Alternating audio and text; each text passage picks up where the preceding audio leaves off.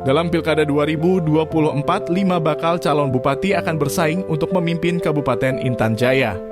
Di antara para calon tersebut, pasangan Aner Maisini dan Elias Igapa tampil dengan visi dan misi yang dirancang khusus untuk menjawab permasalahan mendasar yang dihadapi kabupaten ini.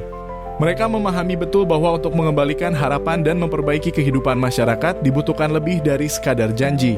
Diperlukan tekad, empati, dan kerja keras yang nyata. Kehidupan masyarakat Intan Jaya telah mengalami kemunduran signifikan akibat konflik berkepanjangan dan ketidakstabilan politik. Banyak bangunan yang hancur dan masyarakat terpaksa meninggalkan rumah, kebun, dan ternak mereka. Situasi ini telah menciptakan krisis mendalam yang memerlukan perhatian dan tindakan segera dari pemimpin yang memiliki visi dan dedikasi. Aner Maisini dan Elias Igapa berkomitmen untuk membawa perubahan yang nyata dan berarti mengembalikan keamanan, meningkatkan kesejahteraan, dan membangun kembali struktur sosial dan ekonomi yang hancur.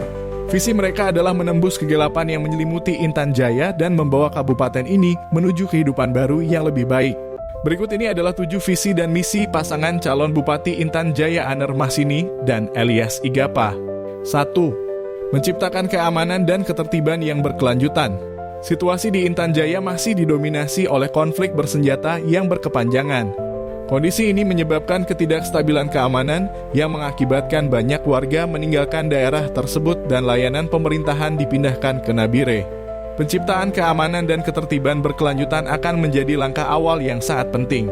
Ini bisa mencakup upaya rekonsiliasi dengan kelompok-kelompok yang bertikai, penguatan peran aparat keamanan yang lebih humanis, serta membangun kembali kepercayaan masyarakat kepada pemerintah. Selain itu, keterlibatan aktif masyarakat dalam menciptakan rasa aman sangat diperlukan. 2. Peningkatan mutu pendidikan.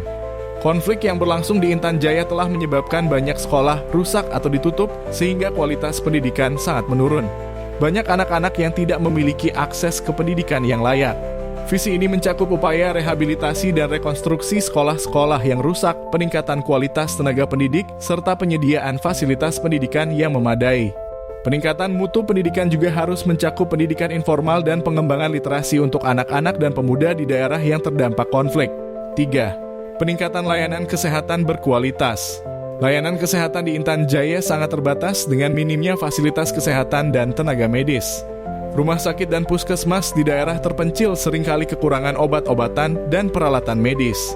Misi ini berfokus pada pembangunan dan perbaikan fasilitas kesehatan, penambahan tenaga medis, serta peningkatan layanan kesehatan berbasis masyarakat.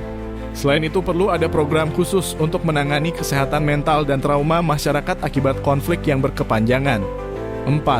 Pengembangan infrastruktur dan penataan ruang. Aksesibilitas menjadi masalah besar di Intan Jaya, di mana banyak wilayah yang sulit dijangkau karena infrastruktur yang buruk. Pengembangan infrastruktur, terutama jalan, jembatan, dan bandara akan sangat mendukung mobilitas masyarakat dan distribusi logistik. Penataan ruang juga penting untuk membangun kembali daerah-daerah yang terdampak konflik dan untuk memastikan pembangunan yang terencana sesuai kebutuhan masyarakat setempat. 5. Peningkatan kesejahteraan dan kemandirian ekonomi. Keterbatasan akses ekonomi dan lapangan pekerjaan menjadi salah satu masalah besar di Intan Jaya. Banyak masyarakat bergantung pada sektor informal dan kegiatan ekonomi sering terhenti akibat situasi keamanan. Program ini mencakup pemberdayaan masyarakat melalui pelatihan keterampilan, dukungan untuk pengusaha lokal, serta pengembangan potensi sumber daya alam yang ada di Intan Jaya. Penguatan kemandirian ekonomi sangat penting untuk mengurangi ketergantungan masyarakat pada bantuan luar. 6. Pemberdayaan perempuan dan perlindungan anak. Perempuan dan anak-anak adalah kelompok yang paling rentan terdampak oleh konflik di Intan Jaya. Mereka seringkali menghadapi kekerasan, ketidakadilan, dan keterbatasan akses terhadap pendidikan dan kesehatan. Pemberdayaan perempuan melibatkan dukungan untuk meningkatkan keterampilan dan peran mereka dalam perekonomian lokal. Sementara perlindungan anak mencakup upaya untuk memastikan hak-hak anak terpenuhi, baik dari sisi pendidikan, kesehatan, maupun perlindungan dari kekerasan dan eksploitasi. 7. Peningkatan administrasi kependudukan. Administrasi kependudukan yang baik adalah dasar dari pelayanan publik yang efektif. Namun banyak masyarakat Intan Jaya yang tidak memiliki dokumen kependudukan yang lengkap akibat konflik dan minimnya akses terhadap layanan administrasi. Program ini mencakup peningkatan sistem pencatatan sipil, termasuk pengurusan KTP, akta kelahiran, dan dokumen lainnya yang akan mendukung mereka untuk mendapatkan akses ke layanan publik. bantuan sosial, dan program pemerintah lainnya. Dengan visi misi ini akan sangat mampu membangun kembali Kabupaten Intan Jaya dan manusianya menuju Intan Jaya baru. Semua pertikaian yang terjadi, masyarakat butuh pemimpin